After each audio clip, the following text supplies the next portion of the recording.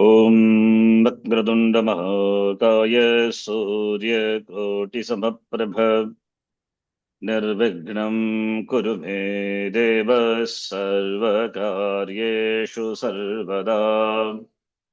सरस्वति नमस्तुभ्यं भरते कामरूपिणि विद्यारम्भं करिष्यामि सिद्धिर्भवतु मे सदा। गुरुर्ब्रह्मा गुरुर्विष्णु गुरुर्देवो महेश्वरः गुरुः साक्षात् परं ब्रह्म तस्मै श्रीगुरवे नमः। ॐ सहना भवतु सहनौ भुनक्तु सह वीर्यं करवावहै तेजस्विनावधीतमस्तु मा विद्विषावहै। ॐ शान्ति शान्ति शान्तिः। Today I will be completing Devi Mahatmyam, the entire for some students, which I have been doing since a long time now. So today I will be completing the whole chants, teaching to some foreign students. So Oh, it will be over by this time. Today I will complete the full chapter, all the 13 chapter. 13 plus extra. Ah, I have oh, done already. Yeah, once. This is second, and this is the third time we are doing. oh, very nice. Once I have done with meaning, everything, not but not recorded. Oh, The second time, which without meaning. Now third time, simple meaning only I'm doing. Maybe oh, later with the commentary we can see if time permits. That is will take long time. This also will take long time because they are chanting two times and each students. This that's why I told some people wanted to join this class. I said no, it's a closed group. We cannot accommodate anymore. Otherwise, it will be difficult. oh. Okay. So let us start.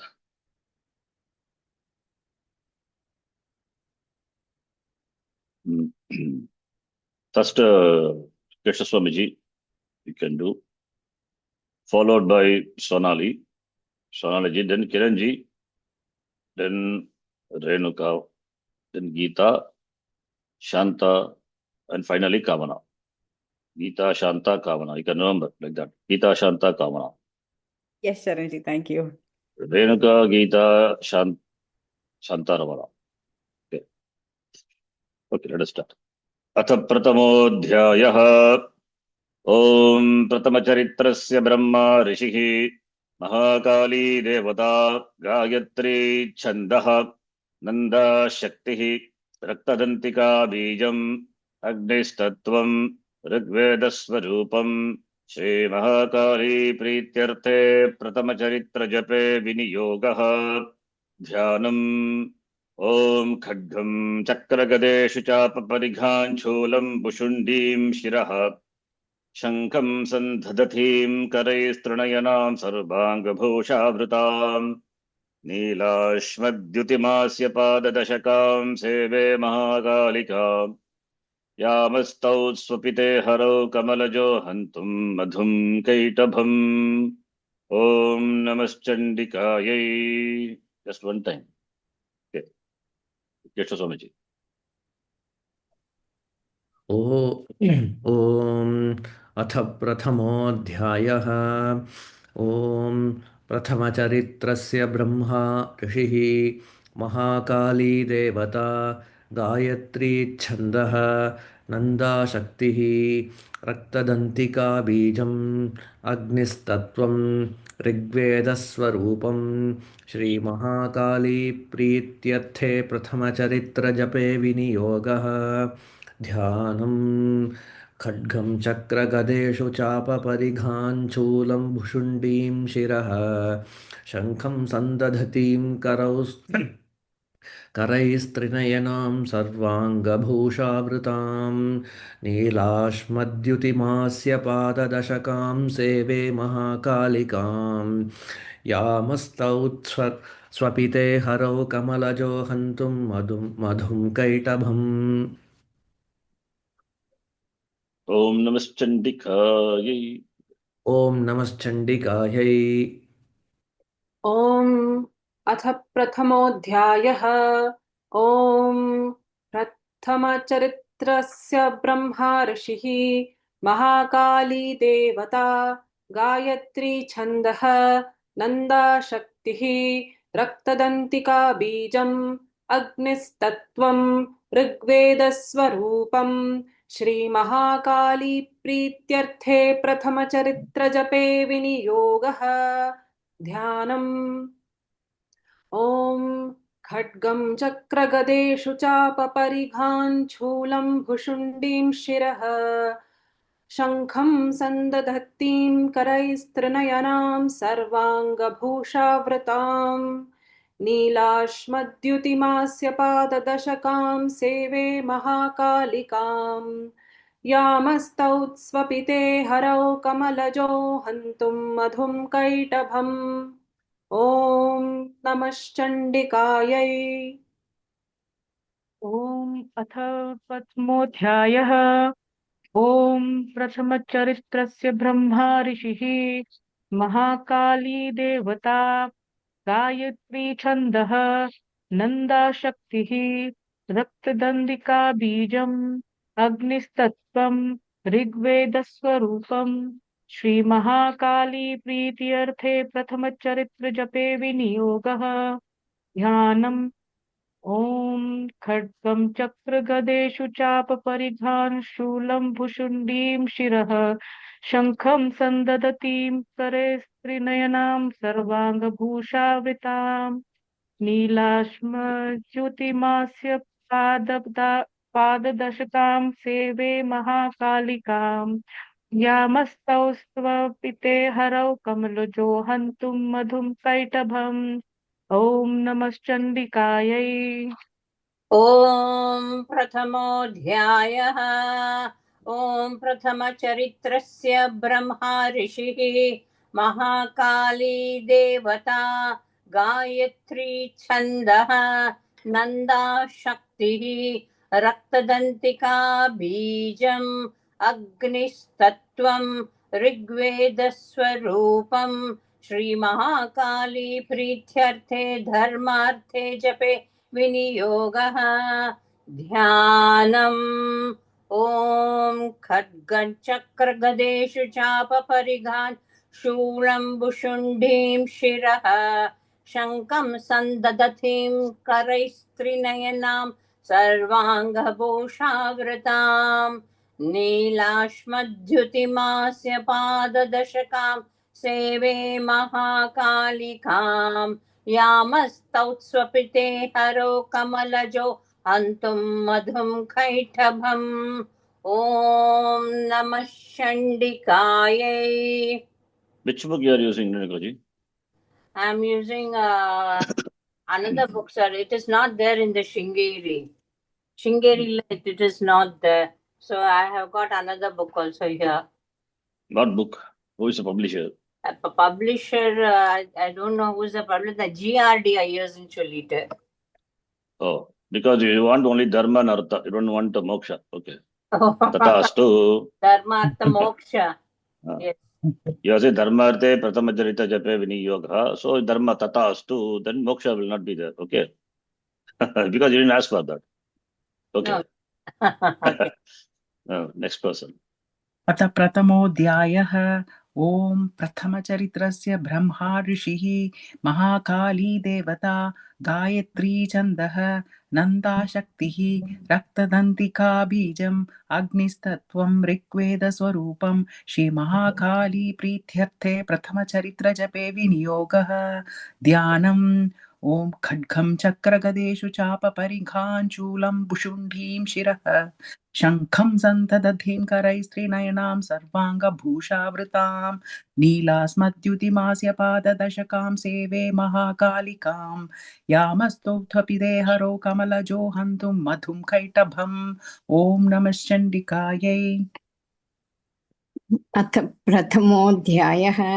ॐ प्रथमचरित्रस्य ब्रह्मा ऋषिः, महाकाली देवता, गायत्री छन्दः, नन्दाशक्तिः, रक्तदन्तिका बीजम्, अग्निस्तत्त्वं ऋग्वेदस्वरूपं श्रीमहाकाळीप्रीत्यर्थे प्रथमचरित्रजपे विनियोगः। ॐ खड्गं चक्र कतेषु परिघाञ्चूलं बुभुषुण्डीं शिरः शङ्खं सन्दधतीं करैस्त्रिनयनां सर्वाङ्गभूषावृतां नीलास्मद्युतिमास्य पाददशकां सेवे महाकालिकां यामस्तौ स्वपिते हरौ कमलजो हन्तुं मधुं कैडभम्। ॐ नमश्चण्डिकायै। प्रथमोऽध्यायः विनियोगः। ॐ प्रथमचरित्रस्य ब्रह्मा ऋषिः, महाकाली देवता, गायत्री छन्दः, नन्दा शक्तिः, रक्तदन्तिका बीजम्, अग्निस्तत्त्वं, ऋग्वेदस्वरूपं, श्रीमहाकाली प्रीत्यर्थे प्रथमचरित्रजपे विनियोगः। ध्यानम्। ॐ खड्गं चक्रगदेषु चापपरिघान् शूलं भुशुण्डीं शिरः शङ्खं सन्दधतीं करैस्त्रिनयनां सर्वाङ्गभूषावृतां नीलाश्मद्युतिमास्य पाददशकां सेवे महाकालिकां यामस्तौ स्वपिते हरौ कमलजो हन्तुं मधुं कैटभम्। ॐ नमश्चण्डिकायै।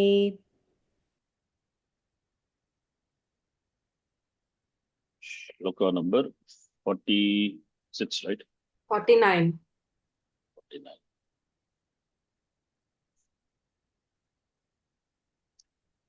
Rishiruvacha Kechiddiva, I think, right? From there. Yeah. Kechiddiva tatha ratrau प्राणिनस्तुल्य दृष्टयः। ऋषिरुवाच केचिद्दिवा तथा रात्रौ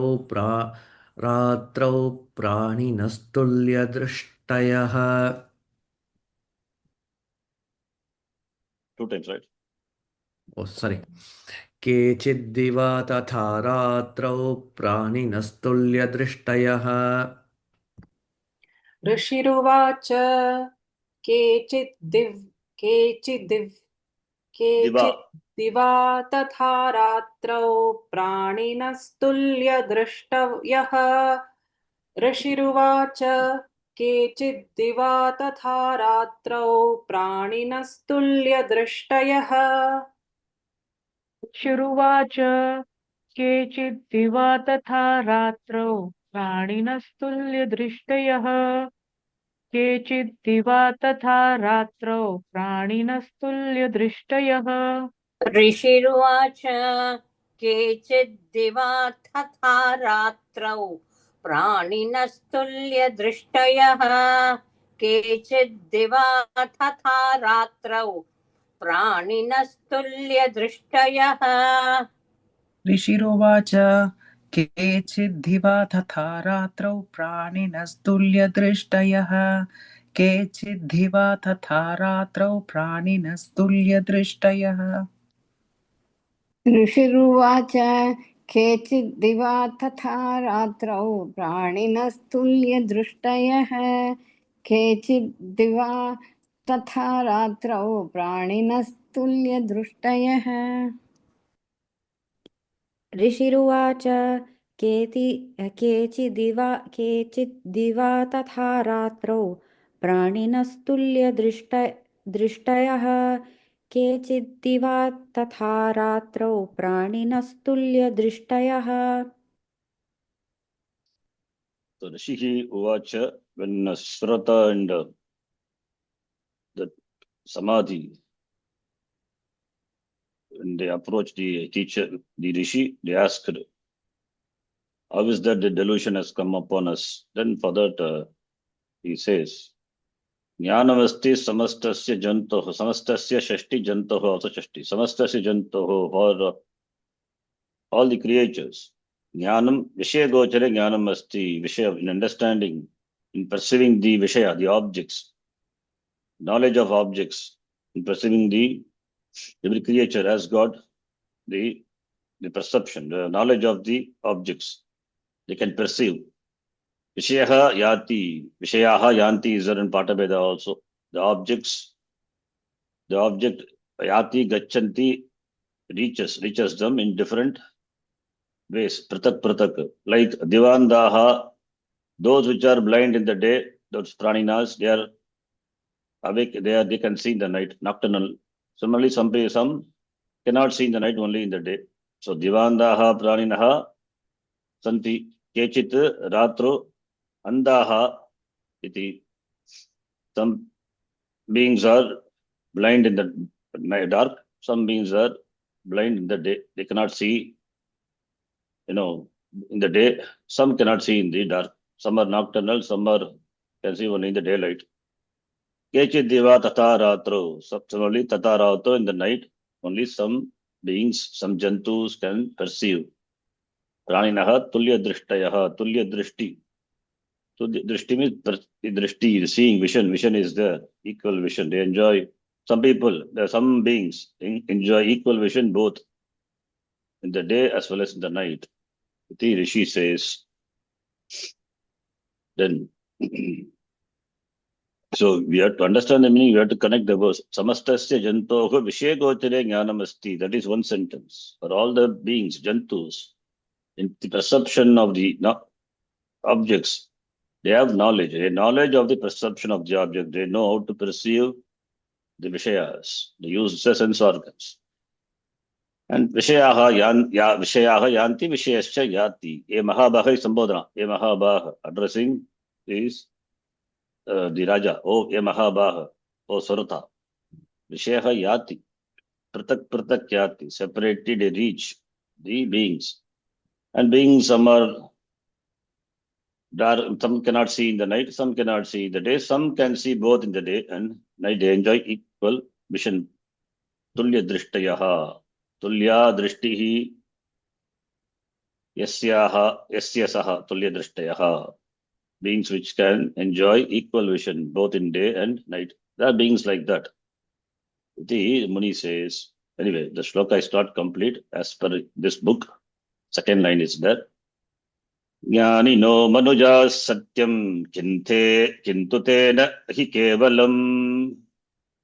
ज्ञानिनो मनुजाः सत्यं किन्तु ते न हि केवलम् ज्ञानिनो मनुजाः सत्यं किन्तु ते न हि केवलम् ज्ञानिनो मनुजाः सत्यं किन्तु तेन हि केवलम् ज्ञानिनो मनुजाः सत्यं किन्तु तेन हि केवलम् ज्ञानिनो मनुजा सत्यं किन्तु तेन हि केवलम् ज्ञानिनो मनुजा सत्यं किन्तु तेन हि केवलम् ज्ञानिनो मनुजा सत्यं किं नु तेन हि केवलम् ज्ञानिनो मनुजा सत्यं किं नु तेन हि केवलम् ज्ञानिनो मनुजा सत्यं किं तु तेन हि केवलम् ज्ञानिनो मनुजा सत्यं किं तु तेन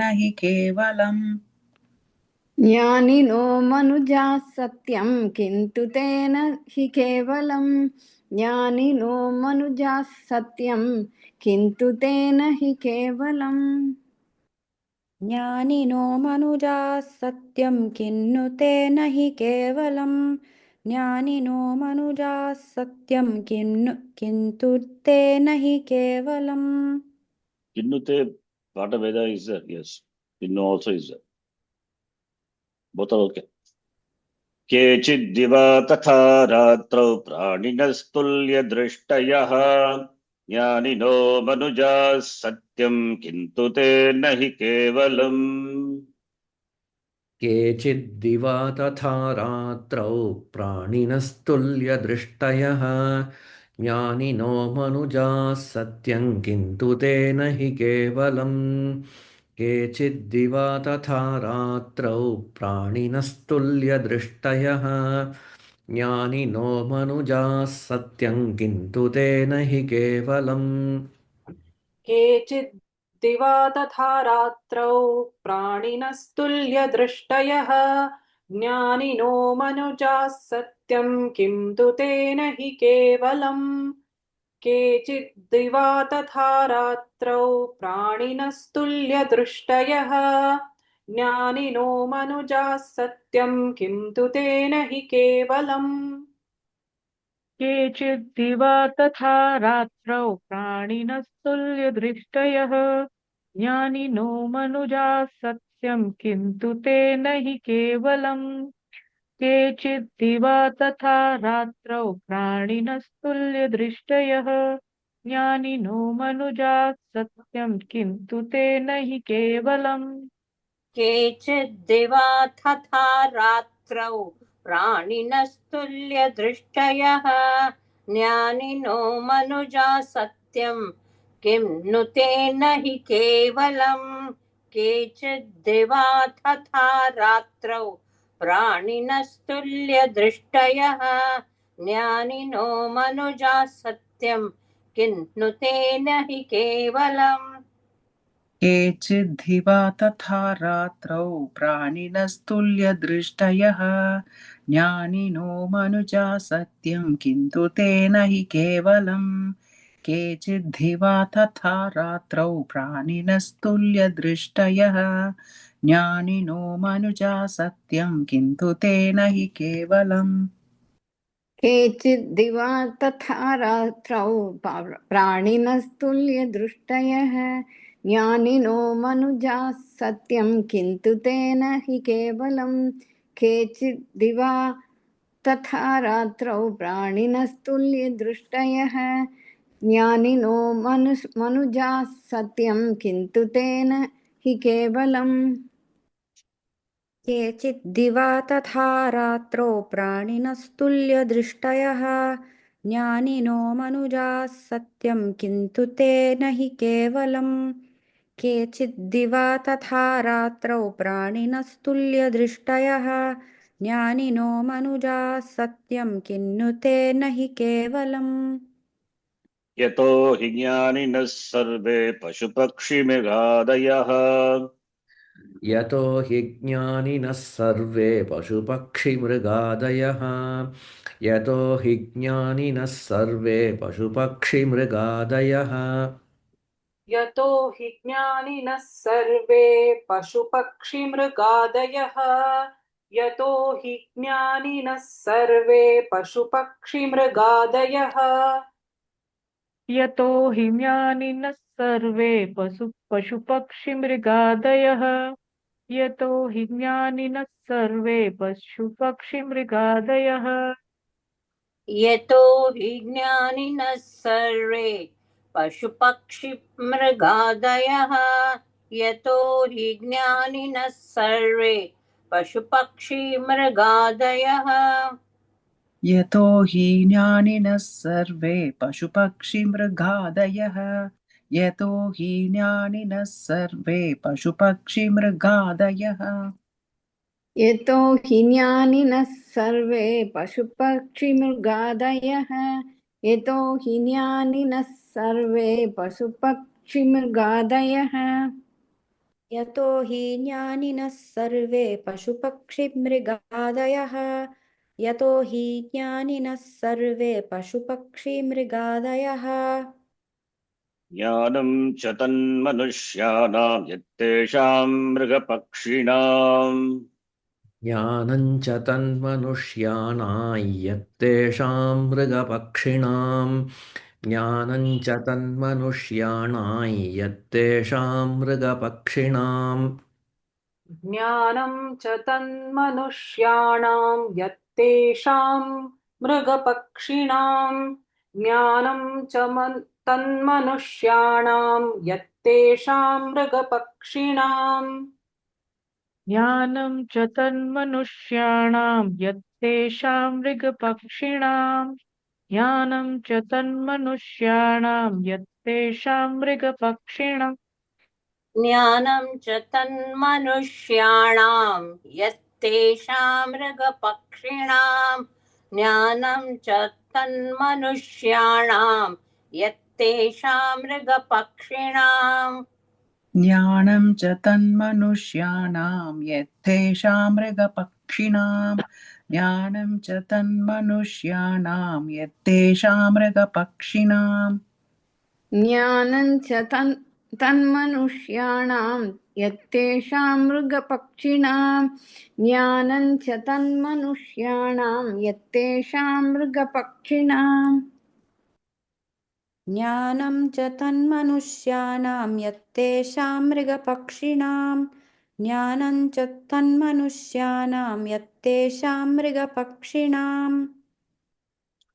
यतो हि ज्ञानिनः सर्वे पशुपक्षिमृगादयः ज्ञानं च तन्मनुष्याणां यत्तेषां मृगपक्षिणाम् यतो हि ज्ञानिनः सर्वे पशुपक्षिमृगादयः ज्ञानं च तन्मनुष्याणां यत्तेषां मृगपक्षिणां यतो हि ज्ञानिनः सर्वे पशुपक्षिमृगादयः ज्ञानं च तन्मनुष्याणां यत्तेषां मृगपक्षिणाम् यतो हि ज्ञानिनः सर्वे पशुपक्षिमृगादयः ज्ञानं च तन्मनुष्याणां यत्तेषां मृगपक्षिणां यतो हि ज्ञानिनः सर्वे पशुपक्षिमृगादयः ज्ञानं च तन्मनुष्याणां यत्तेषां मृगपक्षिणाम्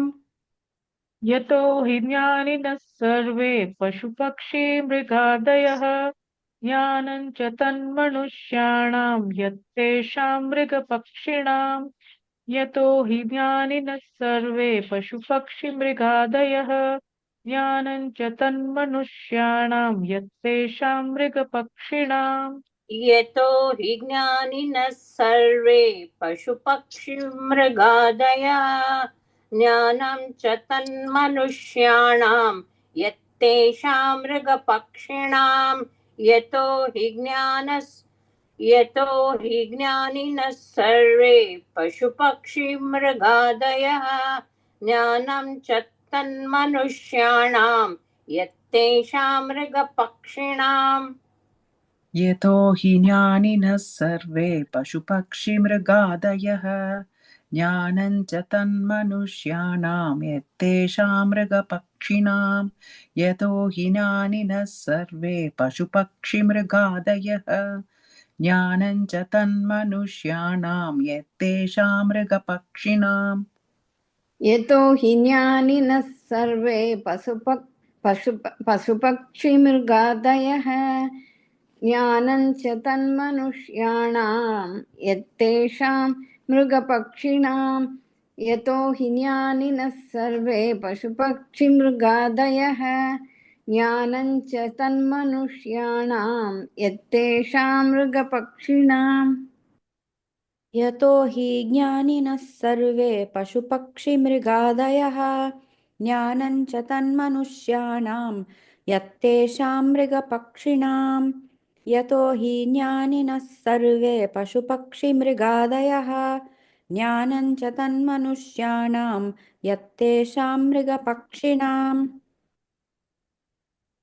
मनुजाः is मनुष्यः अनुना जायते इति मनुजः लघुवचनं मनुजाः मनुष्यः मनुष्याः नराः मानवाः इत्यर्थः they are ज्ञानिनः they are endowed with knowledge ज्ञानिनः ज्ञानिन शब्द ज्ञानम is not that brahma jnana they are endowed with the knowledge of the perception they can perceive and then know the perceived object but not only they only have this even यतः ज्ञानिनः सर्वे पशु पक्षी मृगादयः even pashu pakshi all the other animals also have this ability of knowing they are also endowed with this knowledge of perception so therefore the jnanam is the perception but jnanam is manushyanam similarly mृगपक्षिणां just समानमेव तुल्यमेव they are all equally endowed with the knowledge of perceiving things. So with regard to like ahara, nidra, vaya, and maitunam, these are common with regard to human beings and animals. So therefore, next sloka also says tulyam, इति समानं मनुष्याणां मृगपक्षिणां च ज्ञानं तुल्यम् अन्यत् तथा उभयोः is मनुष्य मृग पक्षियो आदयोः समानः इति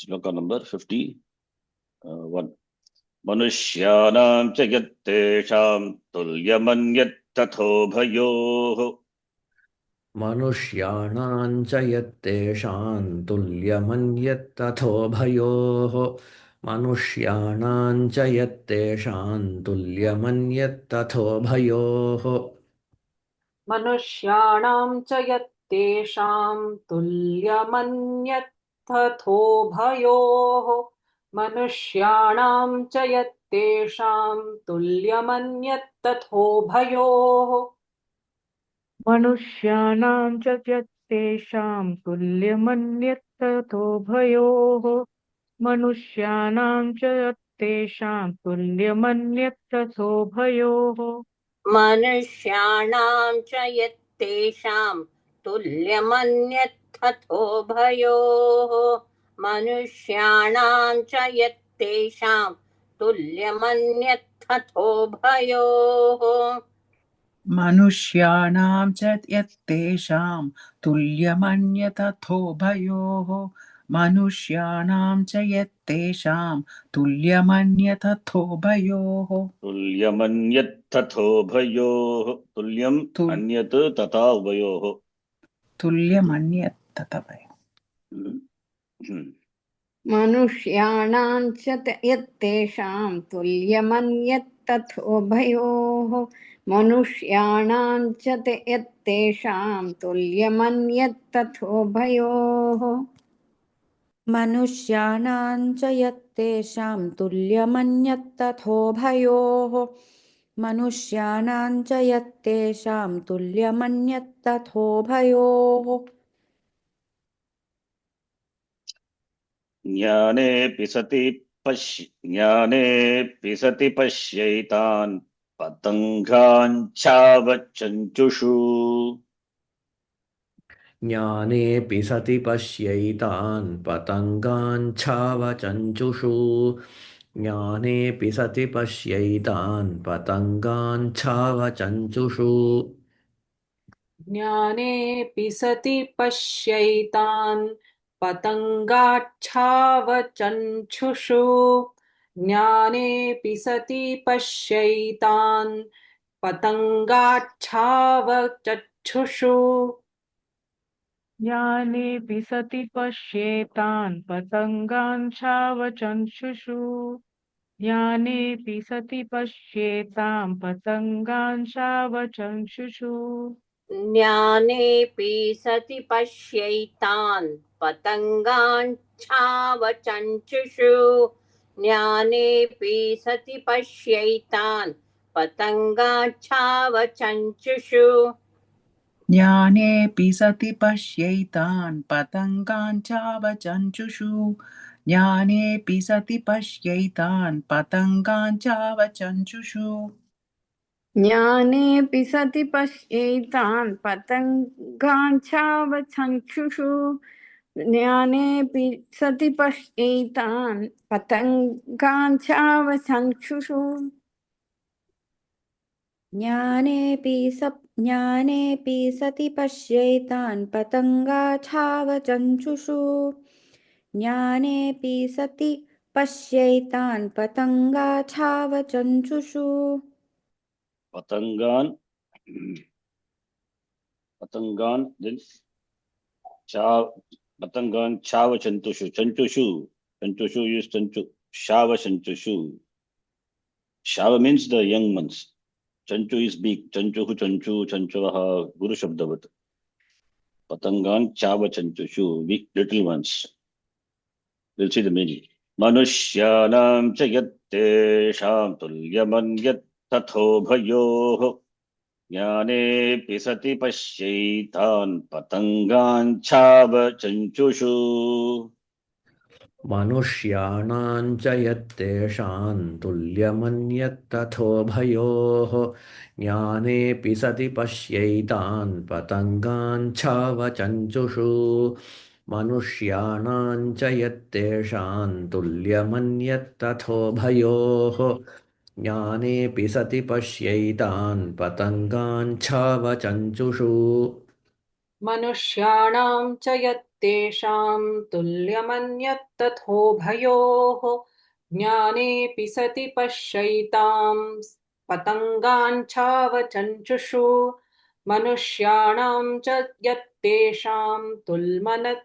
तुल्यमन्यत्तथोभयोः ज्ञानेऽपि सति पश्यैतान् पतङ्गान् छावचञ्चुषु मनुष्याणां च यत्तेषां तुल्यमन्यत्ततोभयोः ज्ञानेऽपि सति पश्यैतान् पतङ्गान् शावचञ्चुषु मनुष्याणां च यत्तेषां तुल्यमन्यत्ततोभयोः ज्ञानेऽपि सति पश्यैतान् पतङ्गान् शावचञ्चुषु मनुष्याणां च यत्तेषां तुल्यमन्यत्तथोभयोः ज्ञानेऽपि सति पश्यैतान् पतङ्गाच्छावचञ्चुषु मनुष्याणां च यत्तेषां तुल्यमन्यत्तथोभयोः ज्ञानेऽपि सति पश्यैतान् पतङ्गाच्छावचञ्चुषु मनुष्याणां च यत्तेषां तुल्यमन्यत्ततोभयोः ज्ञानेऽपि सति पश्यैतान् पतङ्गान् चावचञ्चुषु मनुष्याणां च यत्तेषां तुल्यमन्यत्ततोभयोः ज्ञानेऽपि सति पश्यैतान् पतङ्गान् चावचञ्चुषु मनुष्याणां च यत्तेषां तुल्यमन्यत्तथोभयोः ज्ञानेऽपि सति पश्यैतान् पतङ्गाच्छावचञ्चुषु मनुष्याणां च यत्तेषां तुल्यमन्यत्तथोभयोः ज्ञानेऽपि सति पश्यैतान् पतङ्गाच्छावचञ्चुषु मनुष्याणां च यत्तेषां तुल्यमन्यत्तथोभयोः ज्ञाने अपि सति पश्यैतान् Jnanepi will be proper. Jnanepi mean meter will be not fit. Sorry, can you say that again, Sharanji?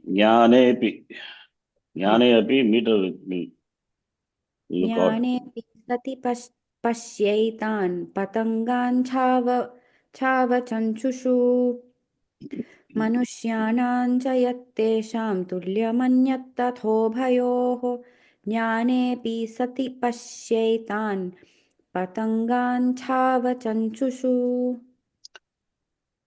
कनमोक्षादृतान् मोहात् पीड्यमानानपि क्षुधा कणमोक्षादृतान् मोहात् पीड्यमानानपि श्रुधा कणमोक्षादृतान् मोहात् पीड्यमानानपि श्रुधा कणमोक्षादृतान् मोहात् पीड्यमानानपि श्रुधा कणमोक्षादृतान् मोहात् पीड्यमानानपि श्रुधा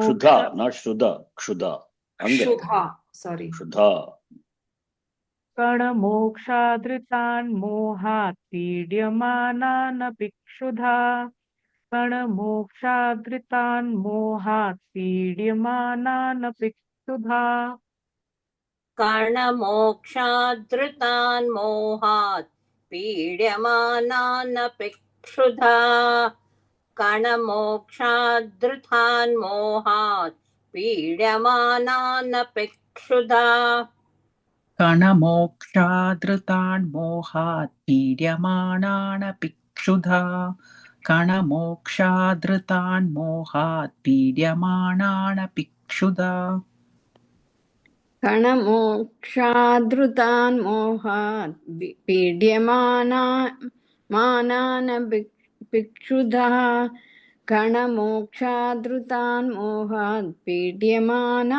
भिक्षुधा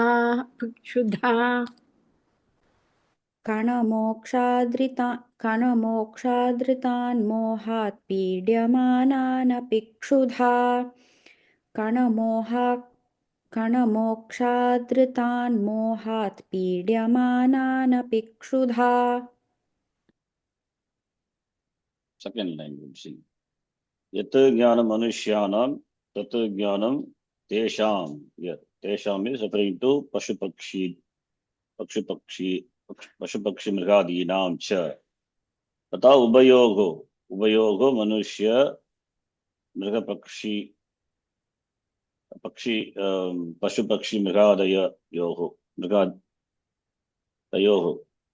Pashu Pakshi Manush Tata ubayogo referring to both Pashu Pakshinoho, Pashu Pakshi Mriga also is that Mriga Yoga, Pashu Pakshi Mriga Yogo, Mrigadi or Mrigad Yogo, Tulyam Samanam Eva, that knowledge is common for all. Knowledge like anger, etc. That's why Ahara, Nidra, Bhayam, and Maitunam, all these are common. Jnane Satyapi, even though knowledge is there, the knowledge of knowledge is the perception, the feeling, the feeling of the anger, thirst, etc. That is jnanam, not jnanam is atma jnanam and all. So jnanam is general perception. Even though it is there, pashya is lotlakara, pashya, yetan pashya, see these. What are these? These patangan you see. Patangan is referring to the birds, patangan. Patata gacchati iti patangan. That which flies, patata gacchati, flies, patangan. You see these birds. They, even though pidyamanan patangan, even though they are afflicted by hunger, kshuddha is hunger. But what they do, shava chanchushu, shava to the little ones, into the mouth of them, it feeds kana moksha, moksha dratan, moksha means they leaving, dropping, that's the meaning, not moksha is moksha. Kana referring to the grains, crops, small particles. They drop into the mouth, the chanchu, the beak of the younger ones, even though they are afflicted by hunger. Why they feed the younger ones? They are attached.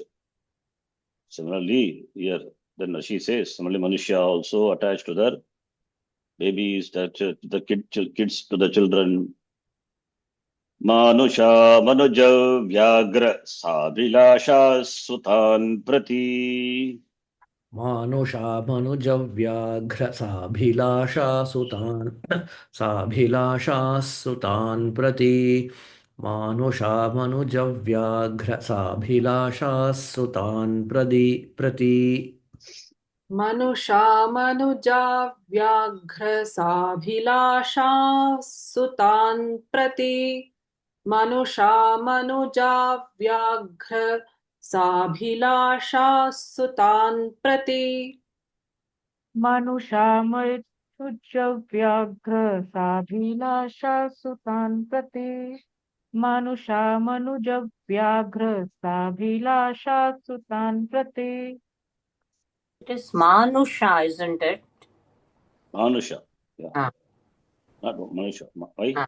Yeah, Manusha. Manusha manuja vyagra sabhilasha sutan prati. Manusha manuja vyagra sabhilasha sutan prati. Manusha manuja vyaghra sabhilasha sutan prati Manusha manuja vyaghra sabhilasha sutan prati मानुषा मनुजव्याघ्र साभिलाषा सुतान् प्रति मानुषा मनुजव्याघ्र साभिलाषा सुतान् प्रति. मानुषामनुजव्याघ्र साभिलाषा सुतान् प्रति मानुषामनुजव्याघ्र साभिलाषा सुतान् प्रति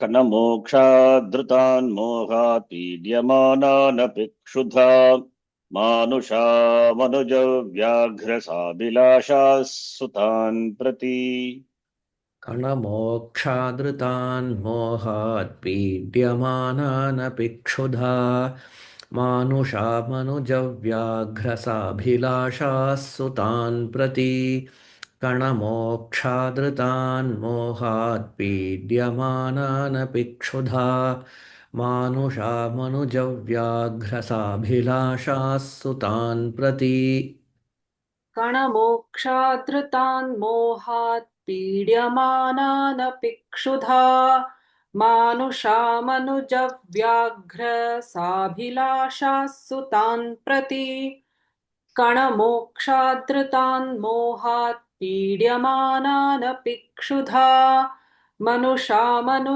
मनुजव्याघ्र साभिलाषाः सुतान् प्रति कणमोक्षादृतान् मोहात् पीड्यमानानपि क्षुधा मानुषामनुजव्याघ्र साभिलाषा सुतान् प्रति कणमोक्षादृतान् मोहात् पीड्यमानानपि क्षुधा मानुषामनुजव्याघ्र साभिलाषा सुतान् प्रति कर्णमोक्षादृतान् मोहात् पीड्यमानानपि क्षुधा मानुषामनुजव्याघ्र साभिलाषा सुतान् प्रति कर्णमोक्षादृतान् मोहात् पीड्यमानानपि क्षुधा मानुषामनुजव्याघ्र साभिलाषा सुतान् प्रति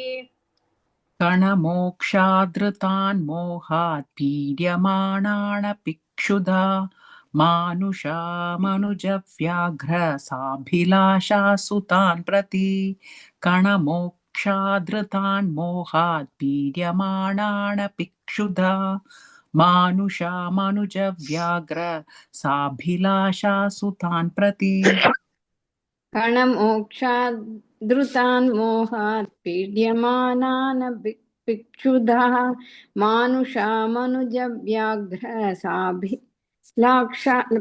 साभिलाषा सुतान् प्रति कणमोक्षादृतान् मोहात् पीड्यमानानपि क्षुधा मानुषामनुजव्याघ्र साभिलाषा सुतान् प्रति कणमोक्षादृतान् मोहात् पीड्यमानानपि क्षुधा मानुषामनुजव्याघ्र साभिलाषा सुतान् प्रति कणमोक्षादृतान् मोहात् पीड्यमानानपि क्षुधा मानुषामनुजव्याघ्र साभिलाषा सुतान् प्रति.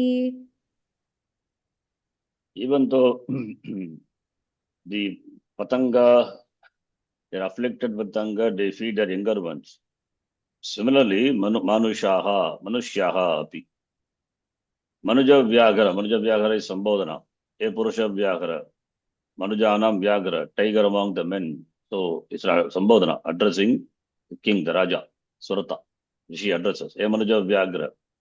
So human beings also, they are Savilashaha. Avilasha means love. They are love for their sons and daughters. Sutan is son and daughters also for their kids, for the children. Sutan Prati, Pyava Bhakti, Bhagavachanam Prati, Sutan Prati.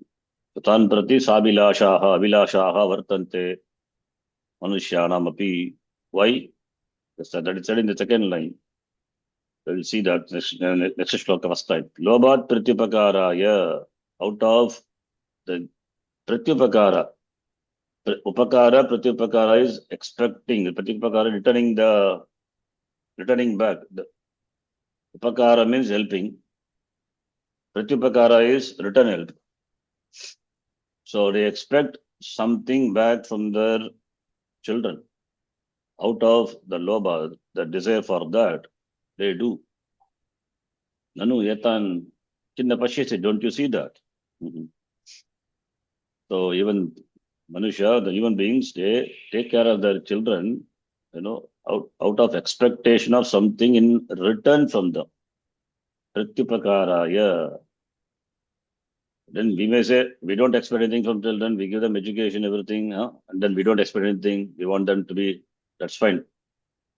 Even though you may say like that. But Shastra standpoint also you see, who is a putra? Pumnamat nargat rayate iti putraha.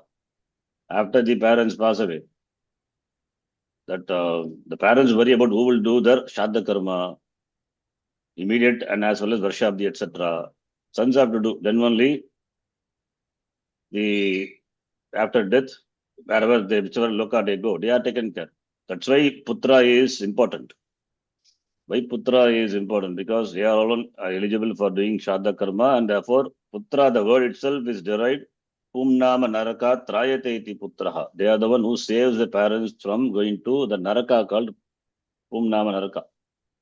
So therefore, expecting something in return from them only, they, even at their cost, afflicted, they love. Don't you see that? Iti, the Rishi asked. That is the first line of the following shloka, 53rd shloka. Lobhat pratyupakaraya nanvetan kim na pashyasi. Don't you see? Kim na pashyasi tom? Okay, please start. लोभात् प्रत्युपकाराय नन्वेतान् किन्न पश्यसि लोभात् प्रत्युपकाराय नन्वेतान् किन्न पश्यसि लोभात् प्रत्युपकाराय नन्वेतान् किं न पश्यसि लोभात् प्रत्युपकाराय नन्वेतान् किं न पश्यसि लोभात् प्रत्युपकाराय नन्वेतान् किं न पश्यसि लोभात् प्रत्युपकाराय प्रत्युपकाराय नन्वेतान् किं न पश्यसि Nanu etan kim na pashyasi. Don't you see these? Yeah, first person. लोभात् प्रत्युपकाराय नन्वेतान् किं न पश्यसि लोभात् प्रत्युपकाराय नन्वेतान् किं न पश्यसि लोभात् प्रत्युपकाराय नन्वेतान् किं न पश्यसि लोभात् प्रत्युपकाराय नन्वेतान् किं न पश्यसि लोभात् प्रत्युपकाराय नन्वेतान् किं न पश्यसि लोभात् प्रत्युपकाराय नन्वेतान् किं न पश्यसि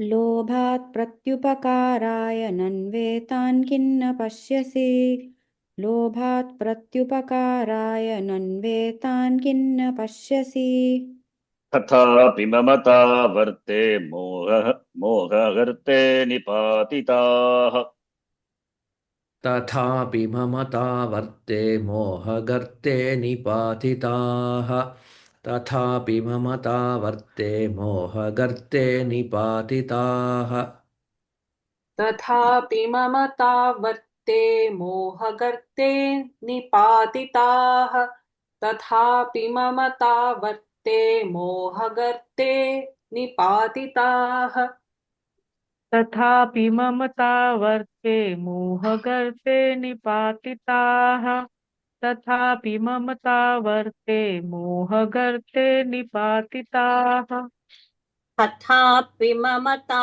वर्ते मोहगर्ते निपातिता तथापि ममता वर्ते मोहगर्ते निपातिताः तथापि ममता वर्ते मोहगर्ते निपातिताः तथापि ममता वर्ते मोहगर्ते निपातिताः तथापि ममता वर्ते मोहगर्ते निपातिताः तथापि ममता वर्ते मोहगर्ते निपातिताः तथापि ममता वर्ते मोहगर्ते निपातताः तथापि ममता वर्ते मोहगर्ते निपातताः निपातिताः लोभात् निपातिताः प्रत्युपकाराय नन्वेतान् किं न पश्यसि तथापि ममता वर्ते मोहगर्ते निपातिताः लोभाप्रत्युपकाराय नन्वेतान् किं न पश्यसि तथापि ममता वर्ते मोहगर्ते निपातिताः लोभात् प्रत्युपकाराय नन्वेतान् किं न पश्यसि तथापि ममता वर्ते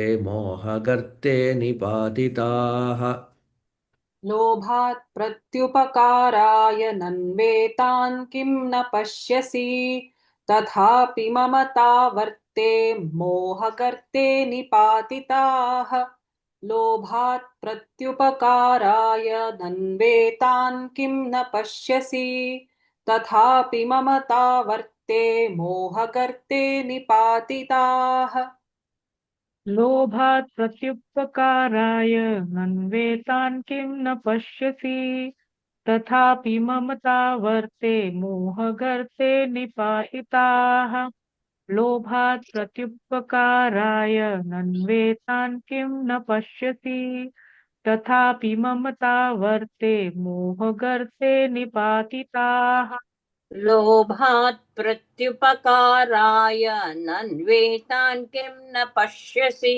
तथापि ममता वर्ते मोहगर्ते निपातिताः लोभात् प्रत्युपकाराय नन्वेतान् किं न पश्यसि तथापि ममता वर्ते मोहगर्ते निपातिताः लोभात् प्रत्युपकाराय नन्वेतान् किं न पश्यसि तथापि ममता वर्ते मोहगर्ते निपातिताः लोभात्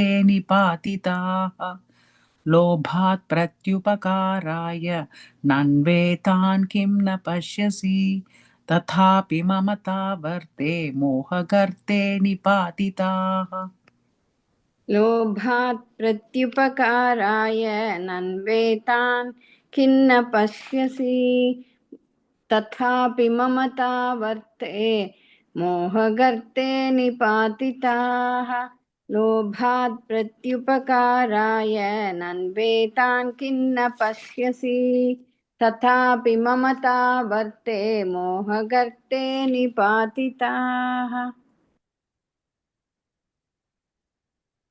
मानुषा ओ सॉरी मानुषा लोभात् मनुजव्याघ्र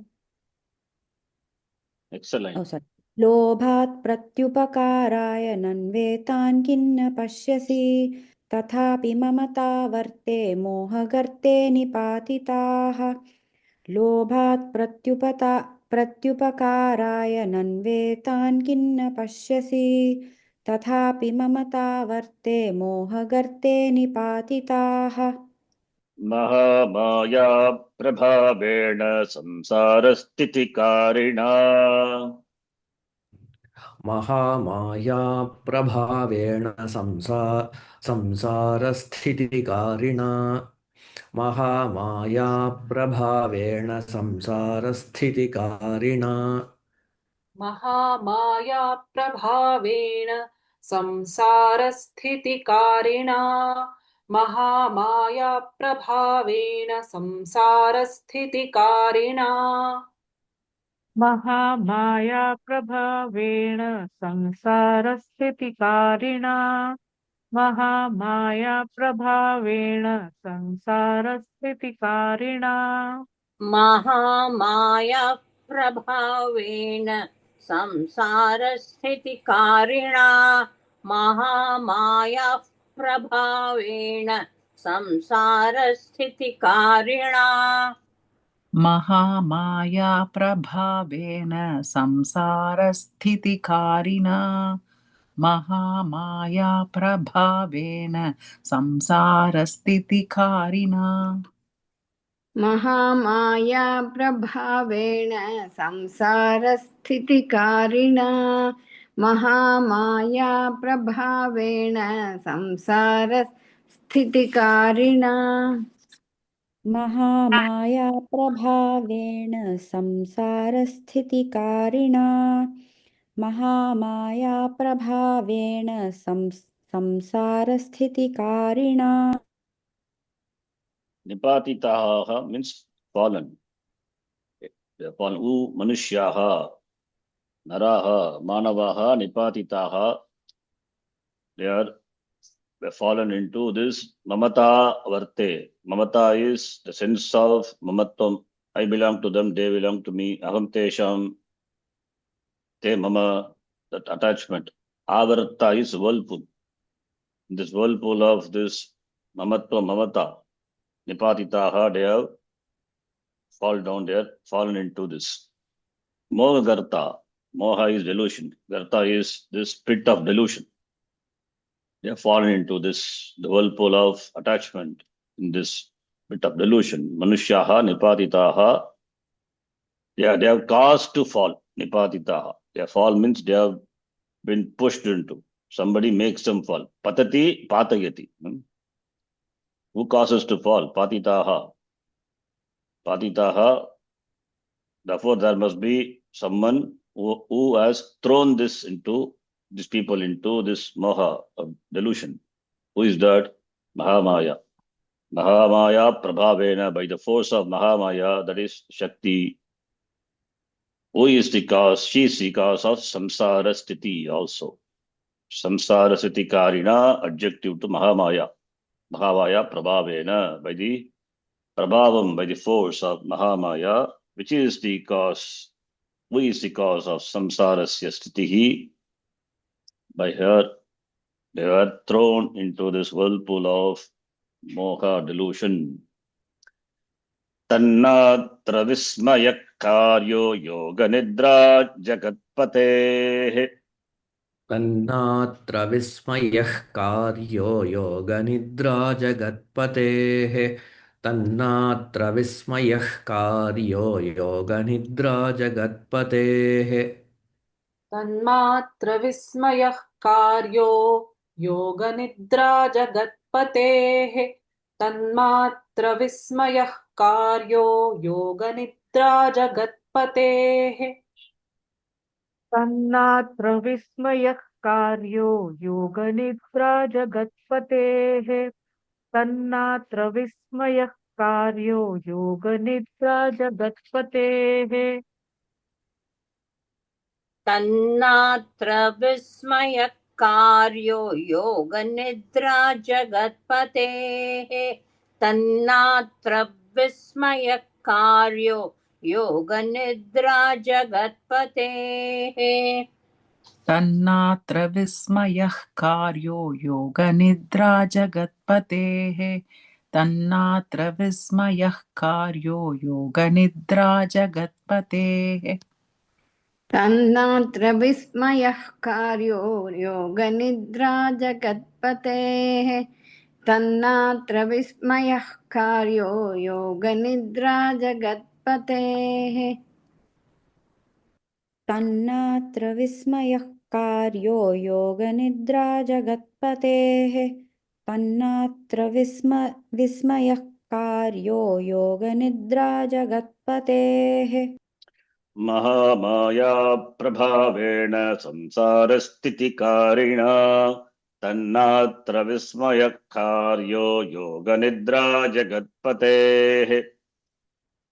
महामाया प्रभावेण संसारस्थितिकारिणा तन्नात्र विस्मयः कार्यो योगनिद्रा जगत्पतेः महामाया प्रभावेण संसारस्थितिकारिणा तन्नात्र विस्मयः कार्यो योगनिद्रा जगत्पतेः महामाया प्रभावेण संसारस्थितिकारिणा तन्नात्र विस्मयः कार्यो योगनिद्रा जगत्पतेः महामाया प्रभावेण संसारस्थितिकारिणा तन्नात्र विस्मयः कार्यो योगनिद्रा जगत्पतेः महामाया प्रभावेण संसारस्थितिकारिणा तन्नात्र विस्मयः कार्यो योगनिद्रा जगत्पतेः महामाया प्रभावेण संसारस्थितिकारिणा तन्नात्र विस्मयः कार्यो योगनिद्रा जगत्पतेः Mahamaya प्रभावेण संसारस्थितिकारिणा तन्नात्र विस्मयकार्यो योगनिद्रा जगत्पतेः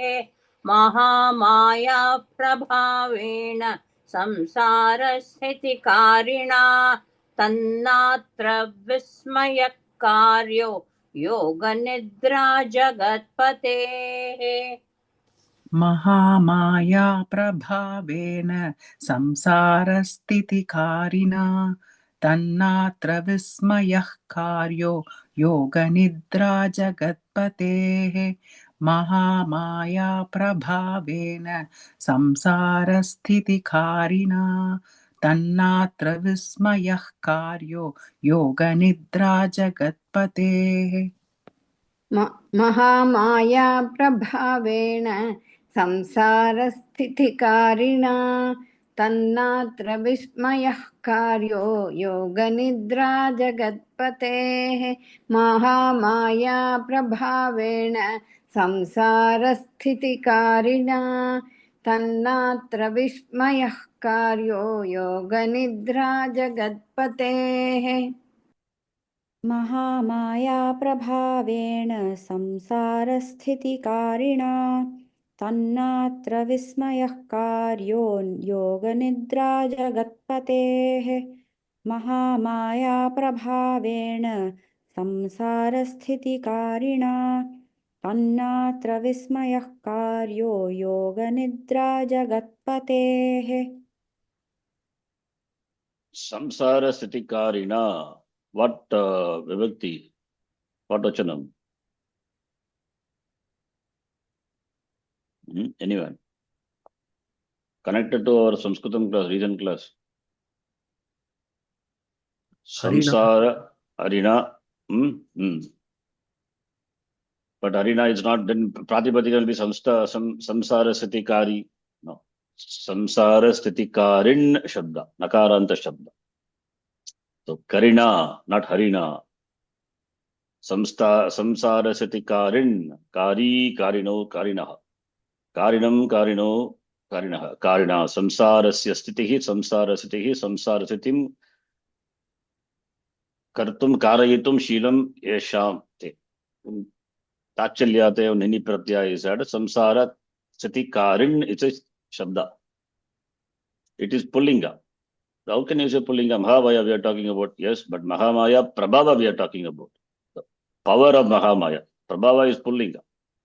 Shabda is Pullinga. Okay. Shakti of Mahamaya, which is the cause for the sustenance of this world. Jagat. Jagat sustains by her only. Mamamaya Duratyaya in Gita of the Bhavan says. So she is Samsara Sthiti Karanam. Okay. Next shloka. Tat atra tannatra tat na atra vismayah karyaha. Vismayah means ascharyaha. No need to get surprised at this. Karyaha means karaniyaha. You don't have to get surprises because this Mahamaya is because she is Jagatpatehe Yoga Nidra. Jagatpatehe, Jagataha Patihi, Jagatpatihi, Ikaranta Shabda, Jagatpatehe, Shashti Bhakti, Arehe, Jagatpatehe, Yoga Nidra. She is the Yoga Nidra of the Jagatpati. This Mahamaya, Yesha Mahamaya, Jagatpatehe, Yoga Nidra.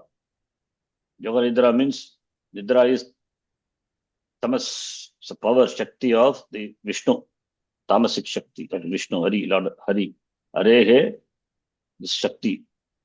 And this Mahamaya, Yesha Mahamaya, by that, this Jagat is deluded. That is the first line of the following shloka. Mahamaya, Arehe Mahamaya. This Mahamaya belongs to Hari. and Mahamaya Arehe Cha Esha Mahamaya Taya by her. This Sammogyate Jagat, the Jagat is Samyak Mukyate Mokyate, is deluded. Okay, next shloka, we'll read. Mahamaya Hares Chaisha Taya Sammokhyate Jagat. Mahamaya हरेश्चैषा तया सम्मोह्यते जगत् महामाया हरेश्चैषा तया सम्मोह्यते जगत् Arehe plus cha plus Esha, Sandhi. Arehe plus Saka, Visarga becomes Shakara, Sakara becomes Shakara, then cha plus Esha. In Sandhi, when you do Sandhi, may be difficult to pronounce, but it is how it's done. Ares Chaisha, there is no Chaisha. Arehe cha Isha, sorry, Esha. Esha Mahamaya. Esha we know, Esha Ete, Etaha Shilinga. Right? Yeah, please chant. Mahamaya हरेश्चैषा तया सम्मोह्यते जगत् महामाया हरेश्चैषा तया सम्मोह्यते जगत् Even she deludes the mind of even the jnanis. That is the second line. Okay. Jnaninam api chetamsi devi bhagavati this maya shakti sa chetamsi mokhyate. She By deludes. Jnani Even means the one who is informed real. person. Jnani means not Atma Jnani, Brahma Jnani. One who is well informed, who knows, but still deluded. Don't think Jnani is Brahma Jnani. Yeah? If he deluded, then what is the purpose of calling him Brahma Jnani? Yeah? He's a Jnani only. Jnaninam api who informed people also. Their chetamsi is antakaranam buddhi. That also Devi Bhagavati sa sammogyate. Taya sammogyate. Devya Bhagavatya Taya Jagat sammogyate. Jnaninam chetamsi api. Okay. Yeah, please chant. Mahamaya हरेश्चैषा तया सम्मोह्यते जगत् महामाया हरेश्चैषा तया सम्मोह्यते जगत् महामाया हरिश्चैषा तया सम्मोह्यते जगत् महामाया हरिश्चैषा तया सम्मोह्यते जगत्. Second line, this shloka, we will connect with the following shloka. Devi Bhagavati Hi Sa in Pratama Bhakti. We cannot connect here. That is why, anyway, but I converted deliberately into Tritiya Bhakti. I said Devya Bhagavatya Taya, I said. But that can be the Pratama Bhakti and it can be connected to the following shloka where first line is Prayachati, Pratham Purusha Ekavachana. Devi Prayachati, Bhagavati Devi, Sa Devi Prayachati. That's what we have to connect. Otherwise, it's difficult. Otherwise, this will be hanging. What is Devi Bhagavati Isa? Where is the Kriya Padam? Kriya Padam is the following shloka first. Like that. Okay, please chant. Mahamaya Hareश्चैषा तया सम्मोह्यते जगत् Mahamaya Hareश्चैषा तया सम्मोह्यते जगत् Mahamaya हरिश्चैषा Sorry.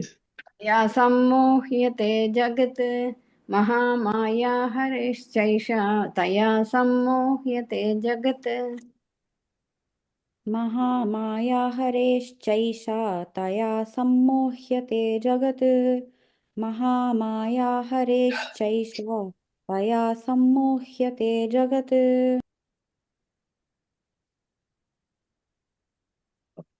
Jnaninaamapi chetamsi here Devi Jagat Sammogyate. Sammogyate now. Agam Shaityena Sammogyate. Pidjate now. Agam Shait affected by cold. Shaityena Pidjate. Pidyamanam Pidyamanaham. Sorry, we'll stop with this 55 shloka. Jnaninaamapi chetamsi Devi Bhagavati Hi Sa. ज्ञानिनामपि चेतांसि देवी भगवती हि सा ज्ञानिनामपि चेतांसि देवी भगवती हि सा ज्ञानिनामपि चेतांसि देवी भगवती हि सा Yes. ज्ञानिनामपि चेतांसि देवी भगवती हि सा ज्ञानिनामपि चेतांसि देवी भगवती हि सा ज्ञानिनामपि चेतांसि देवी भगवती हि सा ज्ञानिनामपि चेतांसि देवी भगवती सा ज्ञानिनामपि चेतांसि देवी भगवती सा ज्ञानिनामपि चेतांसि देवी भगवती हि सा ज्ञानिनामपि चेतांसि देवी भगवती हि सा ज्ञानिनामपि चेतांसि देवी भगवती हि सा ज्ञानिनामपि चेतांसि देवी भगवती हि सा ज्ञानिनामपि चेतांसि देवी भगवती हि सा ज्ञानिनामपि चेतांसि देवी भगवती हि सा This cold also like Mahamaya. Mahamaya just No. quickly, immediately covers our buddhi. Immediately, like the scum covers the pond. When you remove, immediately again scum comes back and covers the pond. Ramakrishna Paramhansa gives that example. Similarly, this cold also, morning class 2 sneezing. Now this class now completely affected by Maya, this by this cold. Immediately takes over. Baladakrishya mohaya Mahamaya prayachati like that. Actually, doctors say cold, if you treat Yeah, cold 7 days. for 7 days, 1 week. untreated cold for 1 week. Yeah, that time Maya will be there. Nothing can be done. You have to put up with that. Treated cold 7 days, untreated cold 1 week. Yes. Mahamaya hareschaisha taya sammohyate jagat ज्ञानिनामपि चेतांसि देवी भगवती हि सा महामाया हरेश्चैषा तया सम्मोह्यते जगत् ज्ञानिनामपि चेतांसि देवी भगवती हि सा महामाया हरेश्चैषा तया सम्मोह्यते जगत् ज्ञानिनामपि चेतांसि देवी भगवती हि सा महामाया हरिश्चैषा तया सम्मोह्यते जगत् ज्ञानिनामपि चेतांसि देवी भगवती हि सा महामाया हरिश्चैषा तया सम्मोह्यते जगत् ज्ञानिनामपि चेतांसि देवी भगवती हि सा महामाया हरेश्चैषा तया सम्मोह्यते जगत् ज्ञानिनामपि चेतांसि देवी भगवती हि सा महामाया हरेश्चैषा तया सम्मोह्यते जगत् ज्ञानिनामपि चेतांसि देवी भगवती हि सा महामाया हरिश्चैषा तया सम्मोह्यते जगत् ज्ञानिनामपि चेतांसि देवी भगवती सा महामाया हरिश्चैषा तया सम्मोह्यते जगत् ज्ञानिनामपि चेतांसि देवी भगवती सा महामाया हरेश्चैषा तया सम्मोह्यते जगत्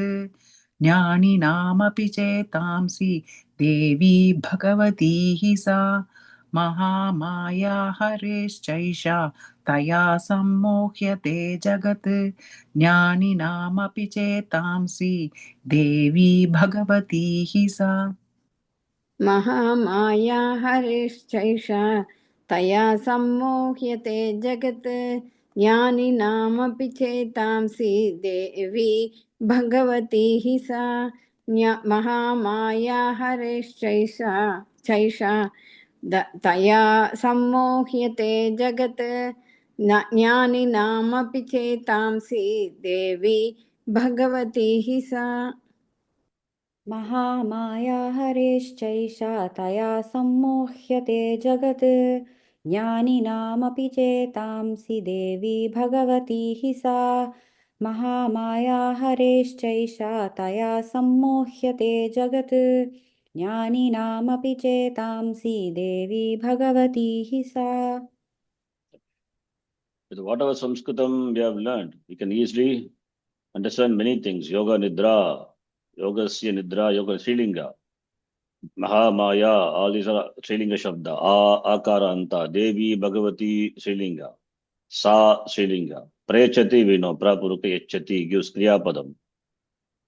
So Moha Ya Chaturthi, Moha Ya Yachati, Jnani Api, Jnani, Jnanin Shabda. Jnani, Jnaninon, Jnani, what vibhakti, what vachanam, Jnaninam, Shashti, Bhagavachanam, Jnaninam. Similarly, Samsara, Stitikarina, Tritiya, all these are Nakaranta Shabda. So many things we can easily understand from the Sanskritam class what we have learned. Tat na atra sandhi. Na plus atra sarva nidha. Tat plus na yaraha, yar letter for Varunasika. Right? Therefore, Annasika is replaced, Takara. So, many are simple. Avarte, Mamata Varte, Saptami, Moha Garte, Saptami. Okay. We'll stop here. Om Purnamadav Purnamidham Purnat Purnamudachyate Purnasya Purnamadhaya Purnameva Vashishyate Om Shanti Shanti Shanti Harihi Om Shri Gurubhyo Namaha Harihi Om Yadakshara Padabhrashtam Matrahinantu Yadbhavet Tatsarvam Kshamyatham Deva Prasida Parameshwara Prasida Parameshwari Om Tatsat Sarvam Brahmarpanamastu Dhanyavadaha. This is a long chapter. It has got more than 100 shlokas. We'll see. ಧನ್ಯವಾದ ಗುರುಜಿ. ಧನ್ಯವಾದ ಆಚಾರ್ಯ. 55, please mark it. 56, we have to start. From where we started today? 40? 49. 49. Oh, 5 plus 1, 6 49. shlokas. 6 shlokas, okay. Maximum 10 shlokas, minimum. Minimum 10 shlokas we should do. Anyway, okay, we'll see. Hari Om Ji. Dhanyavadaha. धन्यवादः धन्यवादः शरण्जी Dhanyavadaha.